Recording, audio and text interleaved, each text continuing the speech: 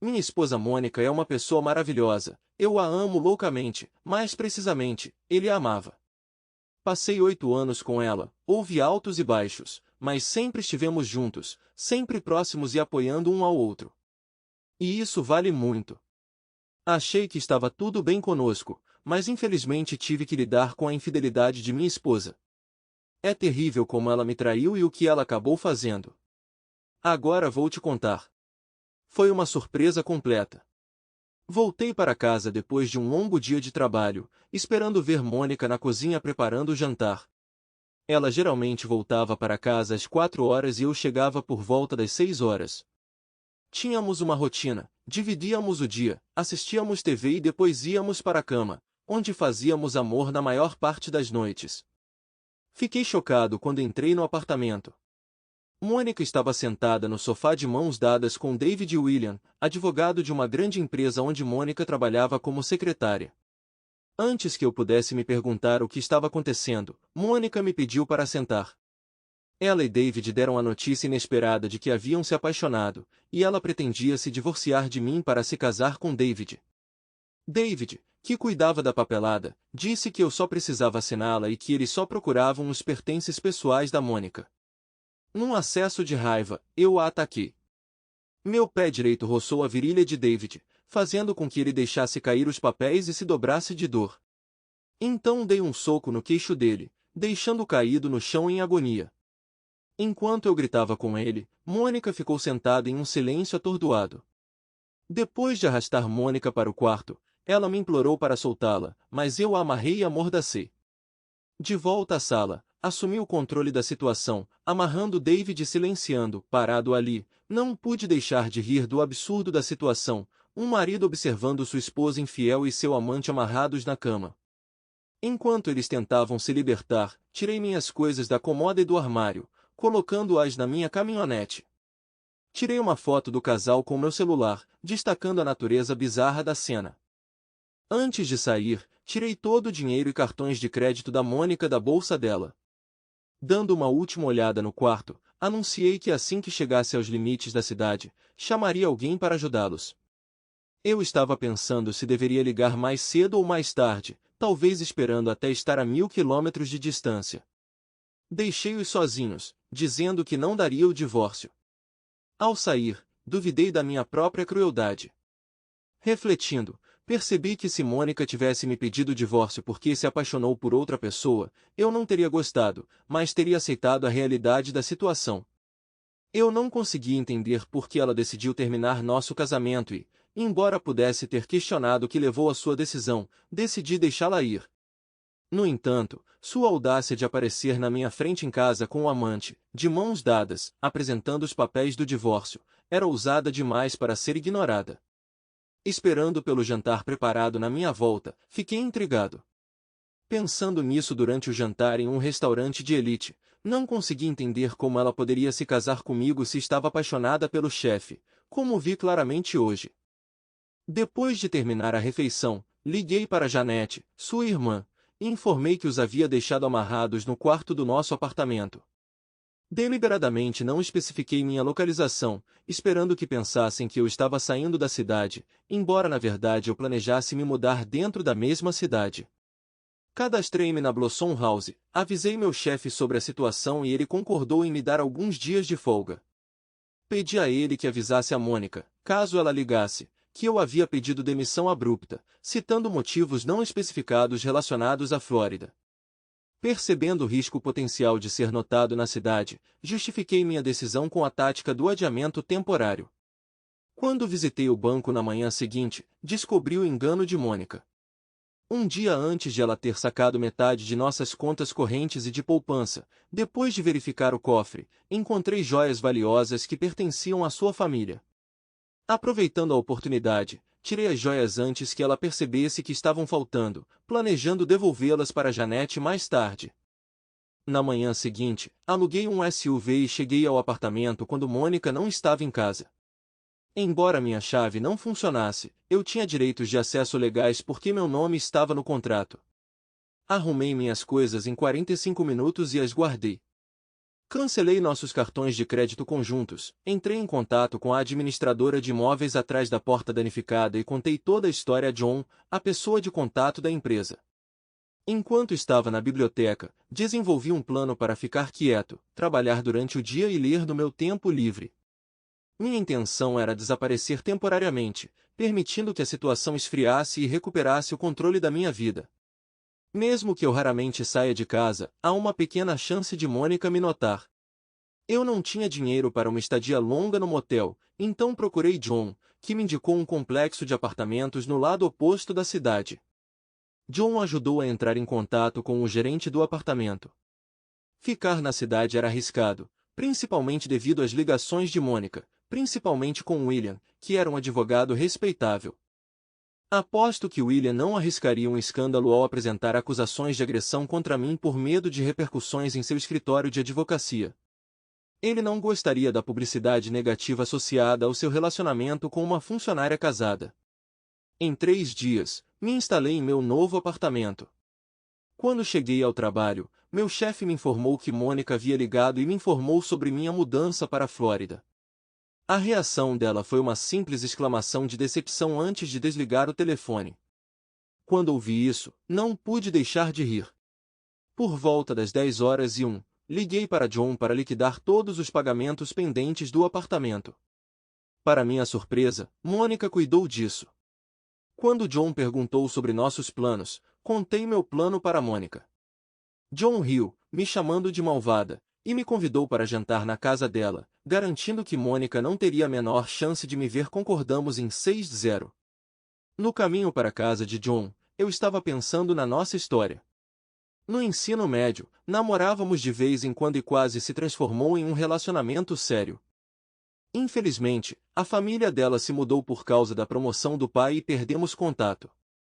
Só descobri que ela havia voltado para a cidade quando assinei o contrato. Cheguei na hora certa ao apartamento de John e, quando ela terminou de preparar o jantar, conversamos sobre a vida. Ela falou sobre sua viagem ao Colorado após a promoção de seu pai e seu desejo de retornar algum dia. Infelizmente, a morte acidental do pai a trouxe de volta e ela precisava do meu apoio. Nós nos divertimos e me ofereci em troca para jantar em minha casa na noite seguinte, com o que ela concordou de bom grado. Na noite seguinte, Joe e eu estávamos jantando e, enquanto assistíamos ao filme, percebi que estávamos de mãos dadas. O momento estava embaçado e eu a encontrei olhando para mim. Ela falou sobre um cenário hipotético do que poderia ter acontecido entre nós se o pai dela não tivesse se mudado para o Colorado. Intrigado, me ofereci para descobrir assim que me livrasse de Mônica. John duvidou da necessidade de esperar, mas argumentei que isso aconteceria assim que eu terminasse com Mônica. Ainda estou vinculado aos votos de casamento e tudo mais. Embora ela tenha quebrado seus votos e aparentemente me libertado, isso está longe de ser o caso. Afinal, somente quando os papéis oficiais do divórcio forem apresentados, assinados e devolvidos é que me considerarei isento de meus votos. Contudo, não seria um processo fácil. Eu tinha sentimentos sinceros por ela e acreditava que ela me amava. Ao contrário de alguns que conseguem facilmente desligar o amor, levarei algum tempo para me recuperar de Mônica. Ainda tenho 8 anos que considerei bons e que precisam ser enterrados, e isso será um desafio. O primeiro passo, acredito, é resolver todas as questões jurídicas. A papelada já foi feita, então só falta garantir que todos os meus requisitos sejam atendidos. Ir ao escritório onde ela trabalha parece ser o caminho mais fácil, embora não esteja entusiasmado com isso, embora esteja ansioso pela liberdade que isso me trará. Não há necessidade de pressa. Precisamos nos conhecer novamente com John. Já se passaram 12 anos desde que terminamos e agora somos pessoas diferentes. Este é um ponto importante, considerando que eu estava perdidamente apaixonado por Mônica, e nosso casamento parecia bom até que ela me surpreendeu com seu caso com seu chefe. Na noite anterior à traição fizemos amor 3 vezes, e ela fez isso de propósito, o que complica ainda mais a situação. Mas chega disso. Decidi não me esconder de Mônica. Deixe ela me encontrar. Então, o que você gostaria de fazer no nosso primeiro encontro? O plano depende do horário, jantar e dançar se for fim de semana, ou jantar e ir ao cinema se for no meio da semana? Que tal jantar e ir ao cinema na quarta, e jantar e dançar no sábado? Eu sugiro isso. Parece ótimo, mas e sexta-feira? Ela está perguntando. Vamos resolver isso agora, sugiro, referindo-me ao jantar em minha casa na sexta-feira. Ela pergunta se é demais para mim passar por tal provação em tão pouco tempo, e eu respondo que, se tudo correr bem, terei prazer em ocupar todo o seu tempo. Deveríamos nos encontrar na minha casa na sexta-feira. Meu encontro com John na quarta-feira vai bem e recebo um belo beijo quando a levo para casa no final da noite. Como mudei de ideia sobre me esconder da Mônica, apareço na pista de boliche na quinta-feira. Coincidentemente, meu time está jogando contra um time que inclui a colega da Mônica, Nicole. Pergunto sobre a duração do caso de Mônica com seu chefe, e Nicole parece saber, mas nega qualquer conhecimento. No entanto, ela finalmente revela a verdade, admitindo que durou cerca de 8 meses. Nicole revela que Mônica quer se divorciar para se casar com o chefe e acrescenta que todos acham que ela está cometendo um erro. Ela pergunta se eu o chutei com muleta e eu apenas sorrio sem responder. Quando me perguntam se vou lutar pelo divórcio, respondo negativamente, explicando que não vou lutar para manter alguém que não me quer. Nicole se pergunta se terá alguma chance quando eu for procurá-la novamente, e digo que vou mantê-la em mente, mas isso leva tempo. Ela expressa interesse em colaborar com Mônica se nos encontrarmos, pensando que seria divertido ver Mônica sendo despedaçada. Compartilho seus sentimentos e espero que Mônica logo perceba seu erro ao procurar alguém como seu chefe. Gostei muito da noite, principalmente considerando que o time venceu 2 dos 3 jogos, e tirei a sorte grande com uma pontuação de 0,228 no segundo jogo. Para completar, um homem maravilhoso demonstrou interesse genuíno por mim durante meu encontro de sexta-feira com John. No entanto, o sábado tomou um rumo diferente. Depois do jantar no Duke's Chachose, fomos dançar em Buckskins. Havia uma banda tocando no Buckskins, um local country western, nos finais de semana, e naquela noite era Carlos Washington. Enquanto dançava com John, notei Janete Myers, irmã de Mônica, que entrou com o namorado e outro cara que eu não conhecia. Eles ocuparam uma mesa ao lado da nossa, mas ficaram chocados quando Mônica se juntou a eles. Decidi não esconder a minha presença na cidade, mas a proximidade da mesa deles com a minha levantou questões. Onde estava Davi? Mônica já o deixou? Presumi que o cara desconhecido fosse seu acompanhante naquela noite. Avisei John sobre um possível encontro estranho e ela riu, ansiosa por uma noite inesquecível. Quando a banda fez uma pausa, resolvi pagar a conta e ir embora.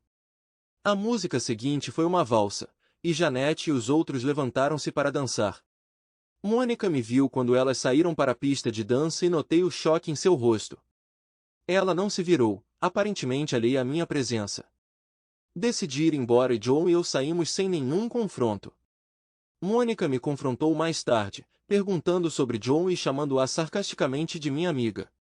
John respondeu com humor mencionando que ela só namorou homens que foram abandonados por esposas estúpidas.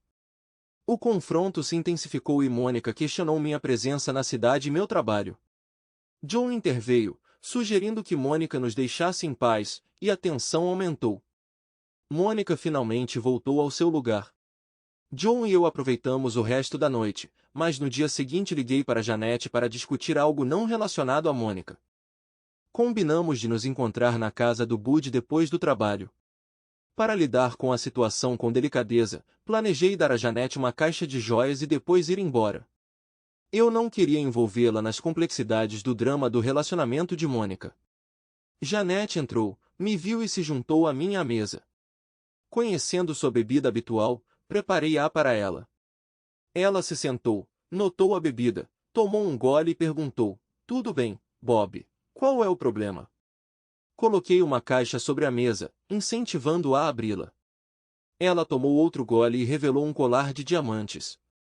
Reconhecendo isso, ela perguntou: "Onde você encontrou isso?" Expliquei e mencionei sua legítima reivindicação, enfatizando que ela poderia ficar com tudo para si ou compartilhar com sua irmã. Janete gostou do gesto e, depois de guardar o colar, expressou sua gratidão, dizendo-me para manter contato antes de partir. No dia seguinte, Mônica me confrontou no trabalho, exigindo suas joias. Admiti tê-los penhorado e expliquei meus motivos, incluindo poupar a herança de família dela e cobrir o dinheiro que ela retirou de nossas contas.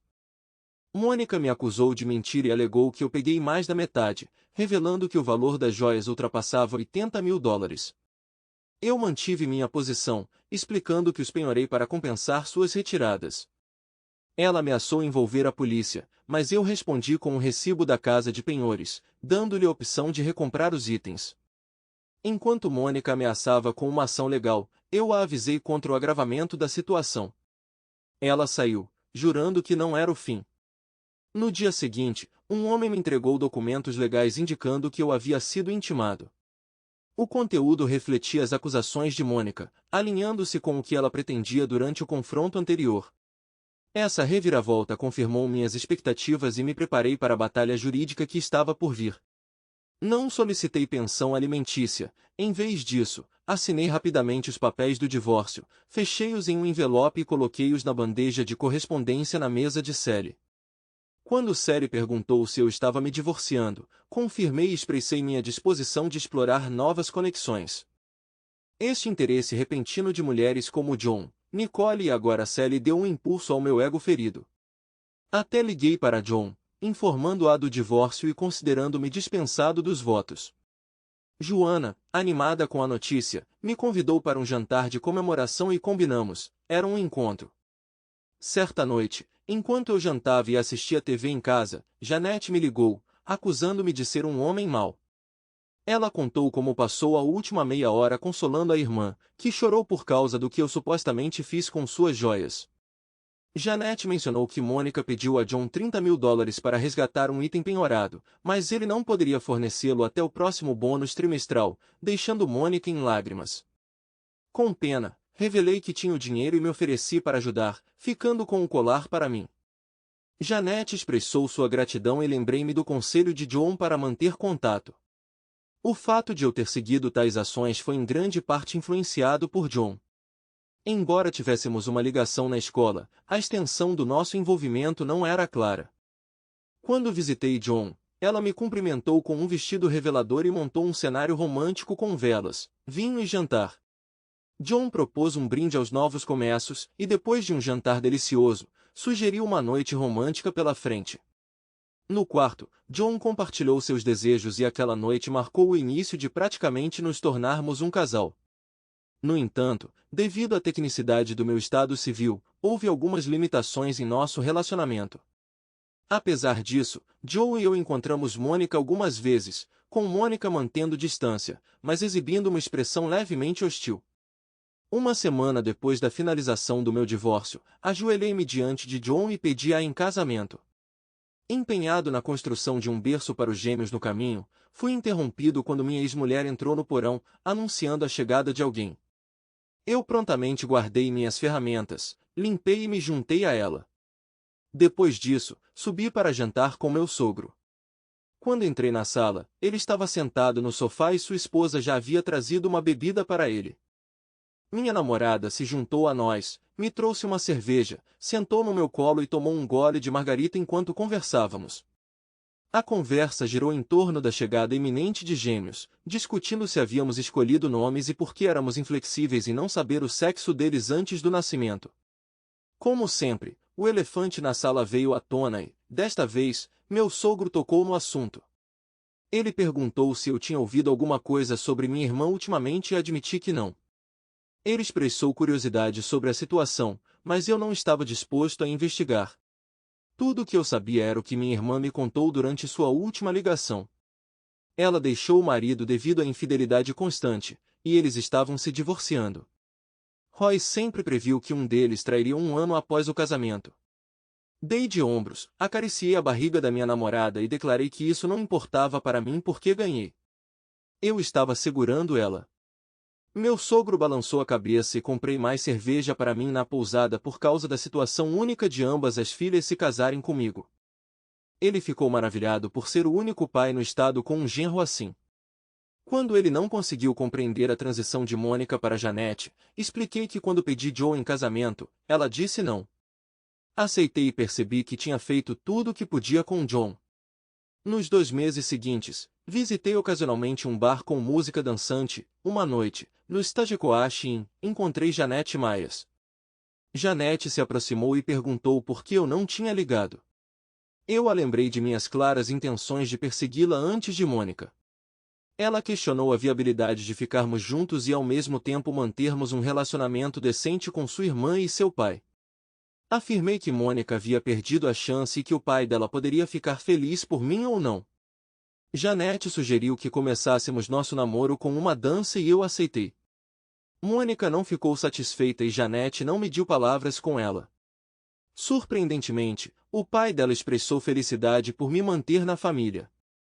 6 meses depois de nos conhecermos no Stagecoach Inn, pedi Janete em casamento durante um jantar de domingo na casa do pai dela. Ela disse que sim e 3 meses depois nos casamos. 8 meses depois de casados, descobri que seria pai. 3 meses depois, descobrimos que eram gêmeos. Apesar dos desafios, continuei feliz. Quanto à minha ex, o chefe dela a largou, o que era de se esperar, ela ficou com dívidas pesadas. Claro, todos ajudam no que podem, mas todos também entendem que ela é a culpada por isso. Quanto a mim, estou feliz, tenho lindos gêmeos e estou pronto para seguir em frente. Como você gosta da história? Escreva sua opinião nos comentários. Diga-nos o que você faria se, Deus me livre, você se encontrasse em uma situação semelhante. Acredito que o homem fez a coisa certa. O principal é ser feliz, e quem trai deve suportar o castigo.